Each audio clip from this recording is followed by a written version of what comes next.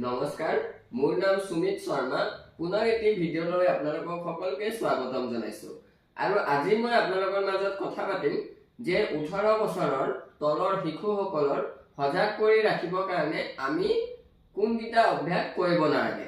আজি মই কেইটামান হেবিটৰ ওপৰত কথা পাতিব বিচাৰিছো। হেবিট মানে হৈছে অভ্যাস।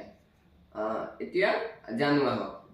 প্ৰথম হেবিটটো হৈছে যে আনৰ সমালোচনা, আনৰ চৰ্চা। আনৰ চৰ্চা যেহেতু আমি তেতিয়াও শিশুসকল ওচৰত কৰিব নালাগে, কাৰণ আনৰ চৰ্চা বা আনৰ সমালোচনা যেতিয়া আমি শিশুসকলৰ ওচৰত কৰি থাকোঁ, তেতিয়া হয়তো আমি ভাবিব পাৰোঁ যে শিশুসকলে শুনা নাপায় বা শিশুসকলে বুজি নাপায় বুলি আমি ভাবিব পাৰোঁ। কিন্তু এনেকুৱা নহয়, শিশুসকলৰ মনবোৰ বহুত কোমলীয়া। শিশুসকল একচুৱেলি টিচু পেপাৰৰ নিচিনা বুলি ক'ব লাগিব, কাৰণ আমি যিটো কওঁ সেইটোৱে শিশুসকলে লিখি লয়। আৰু তাৰ নেক্সট গতিকে আমাৰ নিজৰ ঘৰখনত সমালোচনাটো নকৰাটোৱে বহুত উচিত বুলি মই ভাবোঁ, আৰু কৰিব নালাগে বুলিয়ে মই ভাবোঁ।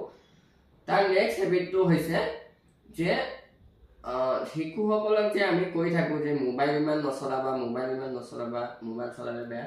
হয়তো আমাৰো এটা অভ্যাস থাকে, যিহেতু আমি শিশুসকলৰ ওচৰত মোবাইল লৈ কিনে এনিটাইম ব্যস্ত হৈ থাকোঁ, বা হয়তো আমাৰ কিছুমান কামো থাকিব পাৰে, কিন্তু সেইটো নহয় যে আমি শিশুসকলৰ ওচৰত মোবাইলটো চলাই আমি বহিব নালাগে বুলি মই ভাবোঁ।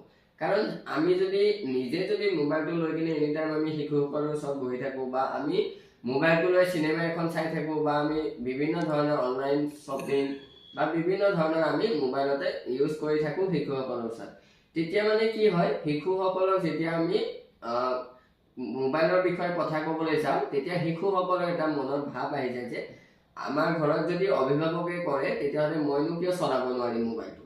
হয়তো এনেকুৱা এটা শিশুসকলৰ ভাৱ আহি যায়। তাৰ নেক্সট হেবিটটো হৈছে যে কম্পিটিশ্যন মানে হয়তো আমি বহুতখিনিয়ে শিশুসকলক কওঁ যে বেলেগৰ শিশুৱে ইমান নম্বৰ পাইছে পৰীক্ষাত,